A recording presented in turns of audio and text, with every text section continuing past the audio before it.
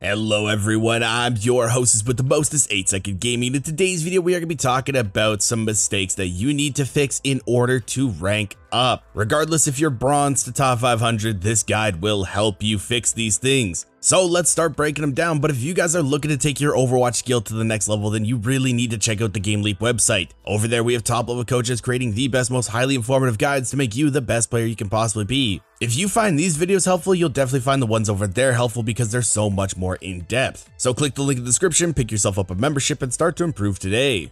But okay, let's jump into things now. And to start off, the first mistake is fixing your pre-fight and post-fight setups. There are some stages to a fight as they are happening, such as the poke phase and a brawl phase. But before these even happen, you need to set up for the pre-fight phase of fights to ensure you have the absolute highest chance of winning each fight. This can go a little something like this. Let's say it's the first fight of any map. You cannot deduce a win condition or know how you should play a fight without even figuring out who the enemies play. So if you are setting up to go on a flank, take that extra second to scout what the enemies are playing and who will duel you if you go onto the enemy backline. If you are a sniper, make sure there is no one that can instantly threaten your life, such as another sniper with one-shot potential or even a flanker. Once you are able to consistently deduce what the enemies are playing and how you should play around it, you then have the pre-fight setups. Positioning yourself in neutral or defensive territory depending on who you are playing, or setting up to dive with your dive tank, ensuring you are in a position without getting your abilities forced out is key. And then post-fight is what comes after. Figuring out what ultimates the enemies will have coming up and what win conditions you have to play around. If you had won the fight on, for example, a King of the Hill map, taking aggressive positions at choke points that will punish enemies for trying to push through is key here. This is done in a variety of ways, either as a tank pinging or communicating when you want to go in on the enemy team, hiding in a corner as a flanker, or as a support with utility you could communicate where you wish to use it. These are extremely common strategies, and although simple to implement, take time and practice, so keep working on these. But now let's move into mistake number 2 and stop repeating yourself.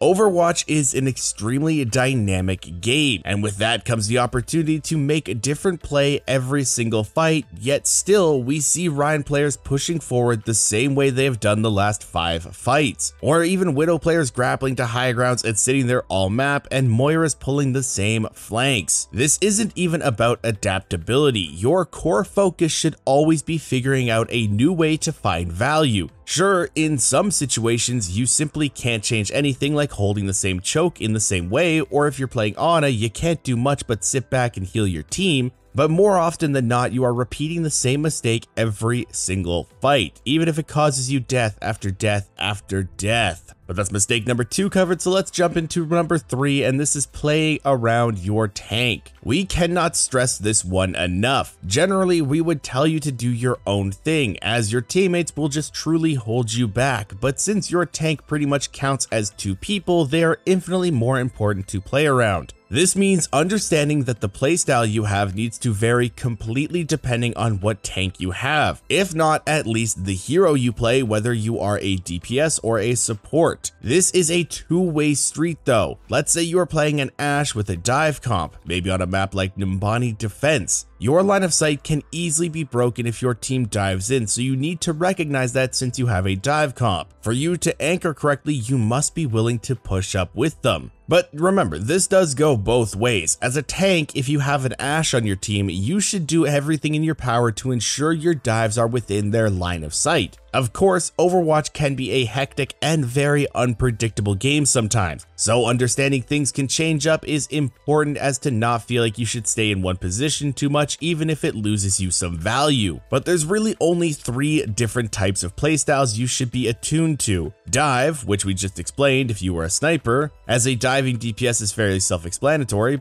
but there's also Brawl and Poke. In Brawl, each tank pretty much plays the same, though with an Orisa being behind her is generally fine, as she can do a good job keeping enemies back. Reinhardt can play with the intention to keep you safe, but will usually go for extremely aggressive plays by himself to create you opportunities to find picks. Poke comps, on the other hand, are very simple, but that's what can make them so intricate. As a sniper, you are simply looking to find your own angles. Sticking with your tank, who is likely to be a Sigma, is sometimes an alright idea, but Widow and Hanzo find the most value when holding a completely separate angle. Tracer and Genji in these compositions are waiting to go in when the enemy team is receiving the most poke. So either someone is low as they go in or their resources are a bit drained. Worst comes to worst, you can just distract the enemy team while your team pokes away at them. But let's jump into mistake number 4 and push superior positions.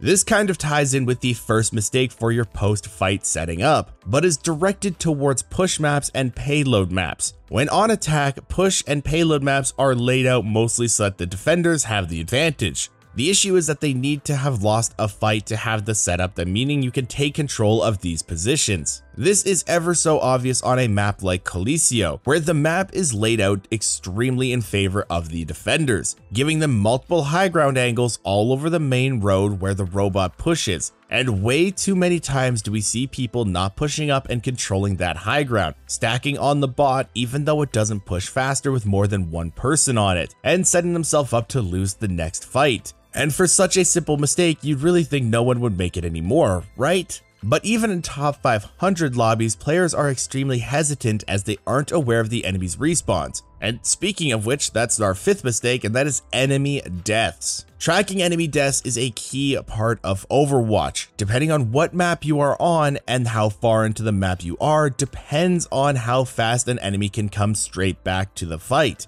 and completely dictates how much value an opening pick is. Hollywood's third point is a great example of this. When the card is pushed almost to the very end, a Kiriko after respawning can teleport straight back into the fight. Meaning if you pick her off at the start of the long runway, as you come back from a lost fight, it basically means nothing and you should not play as if you have a pick. You can use this to your advantage if you were the Kiriko in this instance, but keeping in mind that enemies can swap is extremely important too, and way too many times do we see not only players not respecting how long it takes for enemies to return to fights or respawn, but forget that enemies can swap on death. So let's take a look at another relevant example. Ilios Well is one of the most iconic maps in Overwatch, and Pharmacy or Echo Mercy is extremely popular there. When finding an early pick onto a DPS while playing these, it's easy to forget there's absolutely nothing stopping them from swapping to Widow and having instant line of sight from you from spawn to the point, if you are flying high enough at least, which usually is the case and throws a lot of people completely off guard as they get headshot, bringing them to 1 HP and picked off thinking, damn, I thought they didn't have a Widow.